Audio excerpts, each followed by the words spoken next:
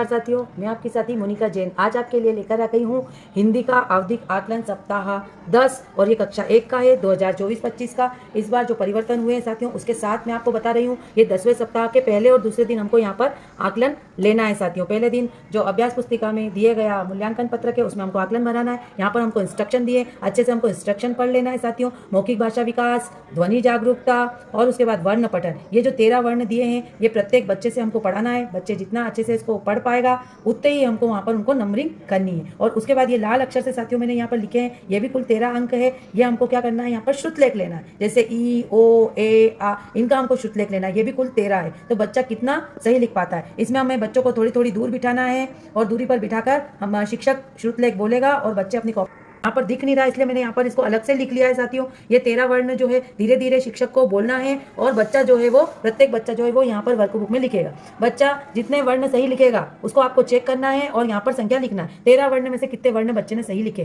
तो इस तरीके से आप यहाँ पर बच्चे को नंबरिंग कर देंगे चेक करके। एक नया अपडेट यहाँ पर आया है साथियों, इस वर्ष आकलन के आधार पर आगामी प्राथमिकता शिक्षक द्वारा लिखी जाएगी। अब बच्चे ने क्या क्या करा है, ट्रेकर को भरने के बाद आपको ये प्रत्येक बच्चे का लिखना है। जैसे मौखिक भाषा विकास में कहानी कविता सुना पाया, ध्वनि जागरूकता की पहली ध्वनि को पहचान पाया, वर्ण पठन में 13 वर्ण में से 12 वर्ण पढ़ पाया, कौन सा एक वर्ण नहीं पढ़ पाया वो लिख दिया यहाँ पर। तो ऐसा आप आपकी सूझबूझ के साथ आपके बच्चे के बारे में यहाँ पर लिख देंगे साथियों और यहाँ पर तारीख डाल देंगे, आपकी सिग्नेचर कर देंगे और बच्चे ने किस तरीके से परफॉर्मेंस किया है। यदि उसने बहुत अच्छा किया है तो स्टार पे निशान आएगा, थोड़ा कम अच्छा किया है तो थंब पे आएगा और बहुत कम अच्छा परफॉर्मेंस किया है तो यहाँ पर स्माइली पे टिक आ जाएगा। तो इस तरीके से हम कर लेंगे साथियों।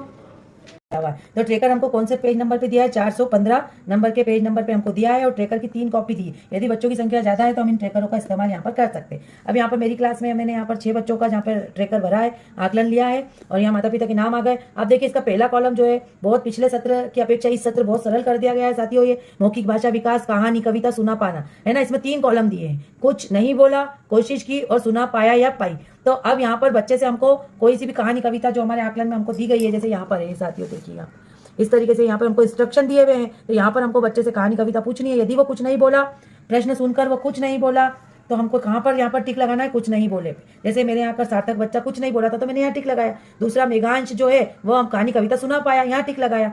प्रज्ञा जो थी उसने कोशिश की तो मैंने यहाँ टिक लगाया और आयुषी भी सुना पाई तो मैंने यहाँ टिक लगाया। केवल टिक हमको इसी कॉलम में लगाना है। दूसरा कॉलम है ध्वनि जागरूकता। अब इसमें पहली ध्वनि की हमको पहचान करनी है, सही बताई गई पहली आवाज की संख्या 4 है ना। तो यहाँ पर अब देखिए साथियों बहुत समझने वाली बात है। ये देखिए यहाँ पर ये जो ध्वनियां दी गई है, ऐनक, अदरक, इमारत, आईना, ये 4 हम इसमें से कोई सी भी 4 जो है वो हम यहाँ पे शब्द ले लेंगे और बच्चा यदि उसको सही बता पाता है 4 ध्वनि को, जैसे ए बता पाया, वो अ बता पाया, आ बता पाया, ऊ बता पाया, हम इतने शब्द बोलने के बाद यदि वो 4 पहली ध्वनि सही बता पाया तो हम उसको यहाँ पर कितने नंबर दे देंगे साथियों, 4 नंबर दे देंगे।